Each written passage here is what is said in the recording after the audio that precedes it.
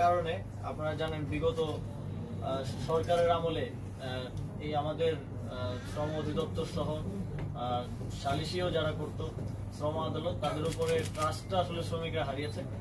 সেটা ফিরিয়ে আনতে হবে আমাদের কাঠামোগত সংস্কারের মাধ্যমে, যেটা একটি দীর্ঘমেয়াদী প্রক্রিয়া। কিন্তু আপাতত আমরা শ্রমিকদের যে সমস্যাগুলো তারা ফেস করছেন, তাদের দাবিগুলো যাতে একটা নির্দিষ্ট কর্তৃপক্ষের কাছে তারা পেশ করতে পারেন, সেজন্য সে লক্ষ্যে ক্যাবিনেটে আলোচনা হয়েছিল লাস্ট ক্যাবিনেট মিটিংয়ে যে একটি রিভিউ কমিটি করা হবে। আমরা সেটা প্রস্তুত করেছি এবং সেটা আজকে অ্যানাউন্স করতে চাই। আরএমজি এবং নন আরএমজি সেক্টরের বিদ্যমান শ্রম অসন্তোষ ও শ্রম পরিস্থিতি বিবেচনা পর্যালোচনা পূর্বক সুপারিশ প্রদানের নিমিত্তে শ্রম সংক্রান্ত অভিযোগ পর্যবেক্ষণ কমিটি গঠন করা হলো। এই কমিটিতে আমাদের শ্রম অনুবিভাগের অতিরিক্ত সচিবকে আহ্বায়ক